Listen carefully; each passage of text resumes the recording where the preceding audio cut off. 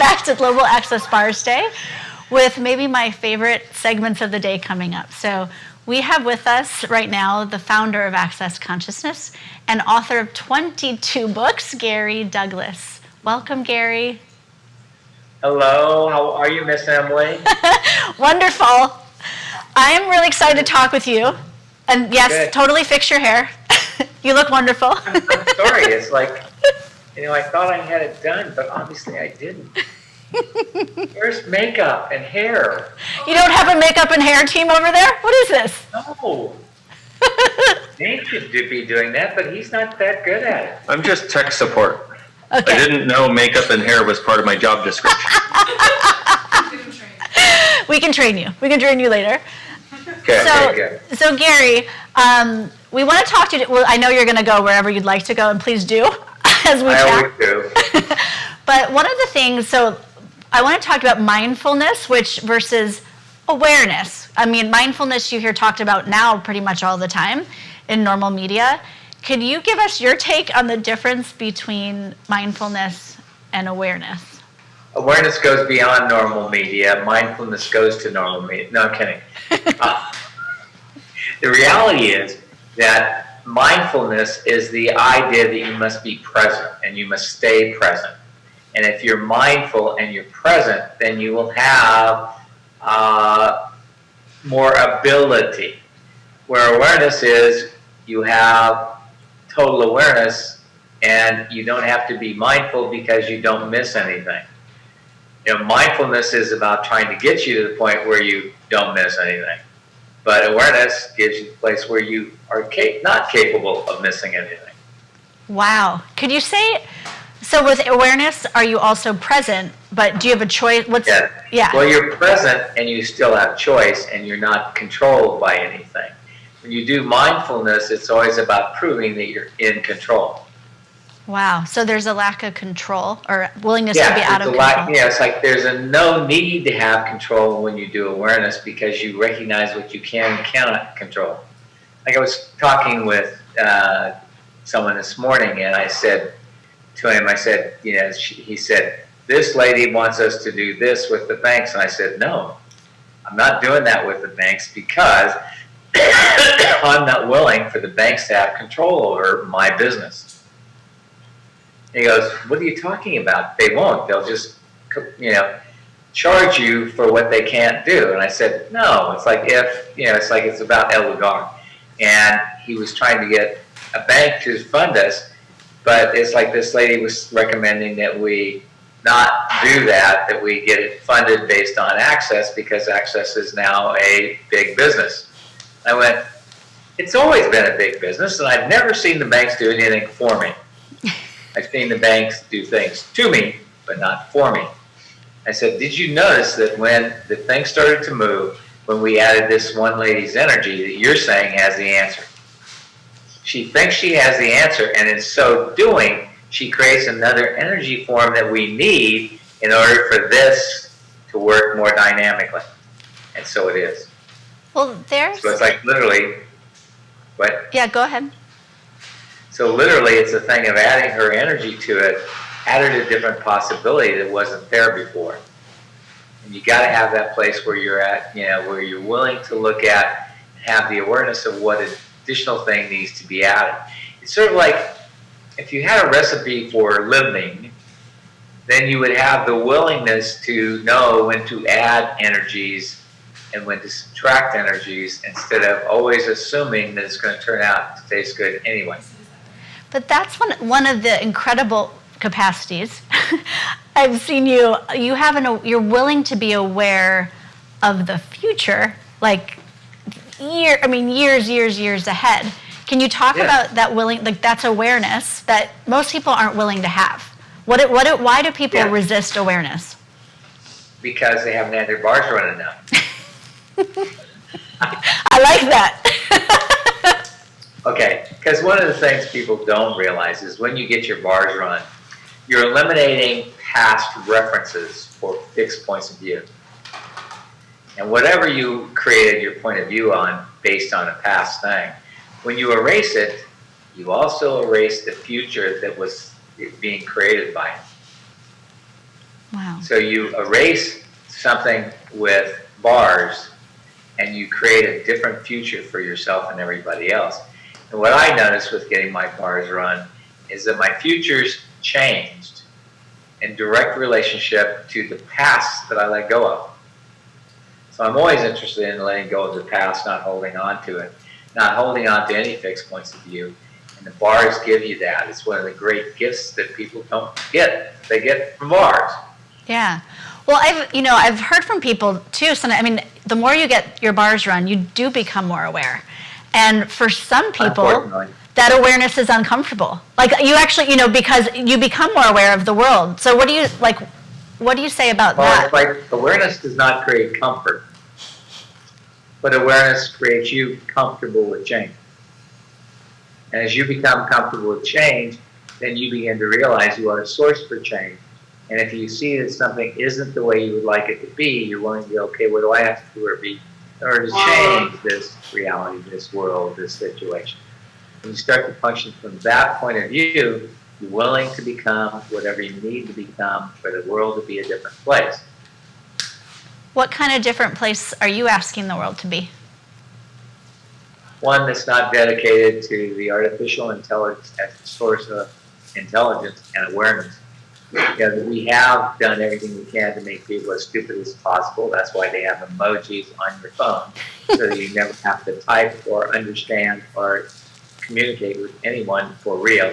You just send them a picture, and then they have to make it up as they go along, and which I do not agree with. But it's like, but I'm old-fashioned and I'm old school, and I believe you should learn how to, to write a word and spell a word and know what you're saying. But that's a terrible attitude, and I really should just emoji that. Smiley face, smiley face, smiley face. What the fuck does smiley face, smiley face mean? What are you creating? What future are you creating with that? A place in which nobody can speak, nobody can communicate, and nobody can write. Wow. Now, with COVID, they've done everything they can to put a mask on you so that it can't be understood. So that you will talk to people only rarely, and you will text them as much as possible and buy everything on the internet and do everything through artificial intelligence. What happens if, if Yellowstone went off and there would be no computers working across the world? What would happen? How could you function? How could you order things? How could you figure out how to survive? So it's like there's a whole level of possibility that exists in the world that we don't want to know. And you'd have to tap into your awareness real quickly if Yellowstone went off and all the computers went down. Yeah. If all the computers went down, where the hell would you people be? Yeah. You couldn't text somebody on your phone because the phones wouldn't work. Nothing would work the way it does now. All of those things are possible. It's like the last time Yellowstone went off was 650 million years ago, and the previous time was 650 million before that, and the previous time was 650 million before that. So about every 650 million years, the thing goes off. Now, it's scheduled for getting close to its time.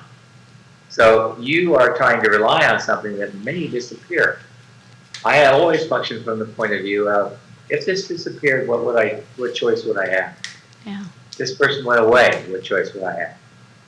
Well, Okay, hold a moment. We're going to try to handle the microphone technical difficulties. okay. Thank you, Mr. Tech Man. We didn't know there were microphone difficulties. Or at least I didn't. I've been texted behind the scenes by the real technical man, Mr. Brett. So how is that? You can't trust Brad. Well, no comment. Testing 1, 2, 3, Mr. Gary. Testes, 1, 2, 3. I have 3 testes. Sounding good. we think it's sounding good. 2 testes sounds good. Is it sounding better that he has 3 testes? Yes, it is. Yeah, I'm glad it sounded better. Because I did my best. Okay. You always do. So You Gary, know, I was so mindful of the microphone that I forgot to be aware. so Gary, one of the things you have said is that the greatest kindness to us and the planet is total awareness. Can you say Correct. more about that? Well, the thing is that if you have total awareness, you can look at what's going on and go, you look for the yes or no answer, not the right or wrong answer. And what people then taught to do is look for the right or wrong answer, as though the right or wrong is what's going to create what is possible. What if right or wrong didn't create what was possible? What if yes or no would give you the awareness of what you needed to choose? You know, somebody wrote me the other day and they said, it feels heavy when this, and then I discovered that it actually works. I said, light and heavy is not about, light and heavy is for telling you what is true and not true, not for helping you make a decision. Yeah. You don't make choices based on light or heavy. You make choices on what will this create? Of course. If I choose this, what will this create? What will my life be like in 5 years if I choose this? What will my life be like in 5 years if I don't choose it? So you begin to see that you're functioning from a place of choice and possibility and real awareness, not this, metaphysical mumbo jumbo crazy shit that everybody else thinks is valuable, which I do. Well, one of the things, the tagline of Access Consciousness is empowering you to know that you know. And you often say, don't trust us, trust you. Yeah. Always I say that, because my point of view is, I don't want to be the source of your life. I can barely handle my own. I don't have to handle yours. So get clear, get real, and get to work. And start handling your life and figure out what's going to choose. What you're going to choose and what's going to make things happen. Yeah. Because you are willing to say or be anything that you get will create a great change. And you always also say, be in your awareness. What do you mean by that? Well, it's like if you're in your awareness, it's like you know things other people don't know. Have you ever noticed? Yes. It's like, why do you know those things? If you do. Is it right or wrong? No, it's just what you're aware of. So what would happen if you were willing to function from your total awareness at all times and have no point of view about it? How did you start to become aware of how different and aware you are? Because, you grew up in the Midwest. Yeah, but I discovered when I was little that I was different. Yeah. Same Yeah, here. when I was 6 years old, they'd always say to me, what do you want to be when you grow up? And I'd say, happy. Because I never saw any happy people. It's like they were always unhappy about things. And they always talked about their unhappiness and the terrible things that had happened in their lives. And I go, what would it take to just be happy? I want to be happy. I like happy. And they would be going, but you can't do that, kid. You got to choose something to be. I said, I'd like to be happy. No. You want to be a doctor, a lawyer, or an Indian chief? No, I want to be happy. And I was horrified to find that people were constantly looking at how they could make me be something rather than just be happy. For me, it was about happiness. For me, it's still about happiness. I'm happy more than I am unhappy. Yeah. Can you talk about that, like the joy and happy of awareness? Because a lot of people almost don't want it because they associate it with, if I'm more aware, that excludes the joy and the happiness. What's the joy of awareness mean to you? It includes the joy and the happiness if you're aware, and it excludes the happiness if you're normal. You exclude happiness if you're normal, if you're like other people. If you're like you and you're happy, you can include everything. Did you ever try to be normal or resist how aware you were? Oh my God, I tried to be normal, average, real, and the same as everybody else forever. So what changed?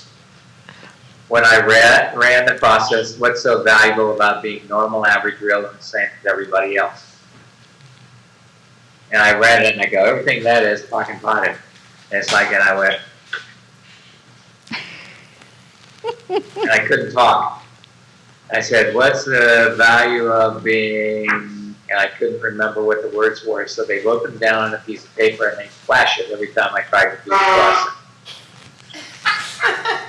It took me 1 hour of running that process before I came conscious again. Wow. I spent years trying to make myself normal, average, real, and the same as everybody else, which means unhappy, miserable, and unconscious enough to be like everybody else. Wow. It doesn't work. You've said one of the greatest addictions on the planet is our addiction to unconsciousness and anti-consciousness. And drama. And trauma. Do you want to say more Yeah. about that? Or undoing that? It's better to have trauma and drama. Yeah, it's like, I think if you have even the vaguest image or interest in trauma and drama, you need to watch Spanish television, Mexican TV, telenovelas, where it's like, what do you own you?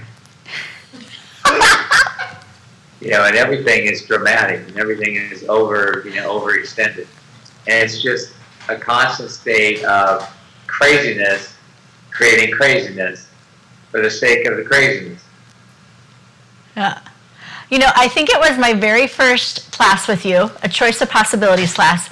And I can't remember what I asked you, but you said you might run this clear in your question. And it was, what energy, space, and consciousness can I be to be more aware than I want to be? And I was scared as hell to run that process, but I did it. Can you say more about what that unlocks? Well, what it unlocks is all that places where you're resisting the awareness that you have.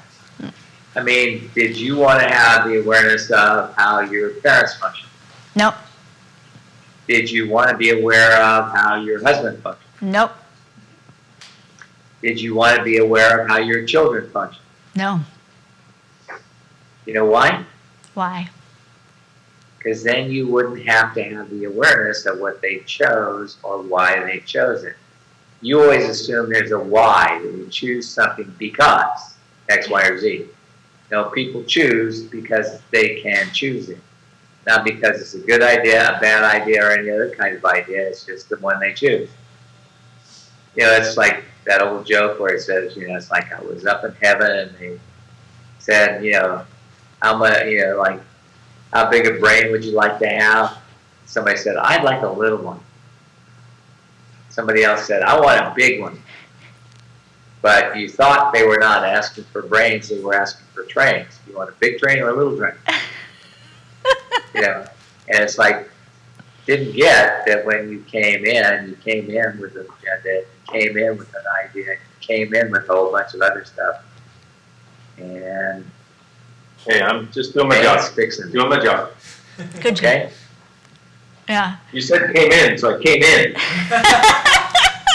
I didn't say I heard, come in, I'm coming in. Brace yourself, I'm coming in. Come in. So, Gary, one of the things that has amazed me is that when you talk about awareness, that you don't have to do anything once you're aware of something. That awareness just is.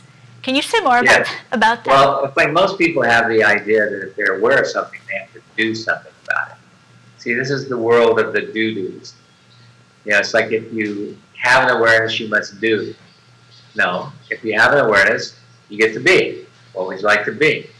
What can you be? And it's like if you're an infinite being, you have infinite choice.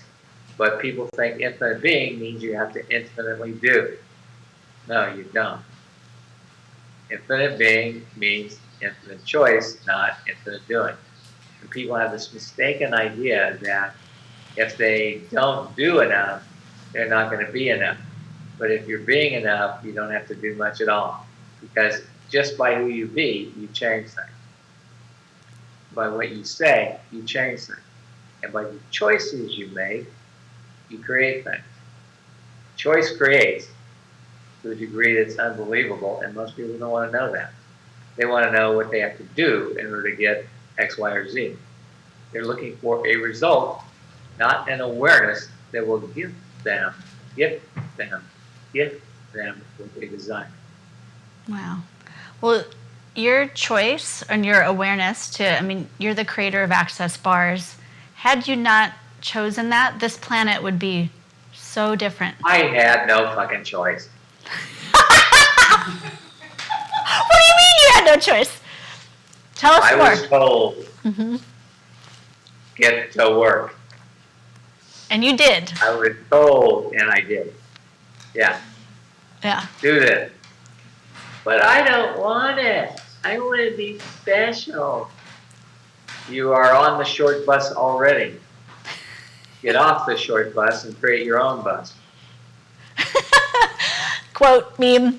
Well, I think I speak on behalf of a lot of people. I want to say thank you for creating Access Consciousness and the bars and the gift that has been to me personally and literally millions of people around the world. I know it's sad, isn't it? It's so sad. The world has changed because I had to do what I had to do when I had to do it. Whether I wanted to or not, didn't matter. It's like I knew I had to do it. Yeah. So we're going to take a little break while your tech man, Dr. Dane, joins you on the couch. And the next segment is going to be with you guys talking about like a little bit of the backstory of Access Consciousness. No. Thank you, Gary. Thank you.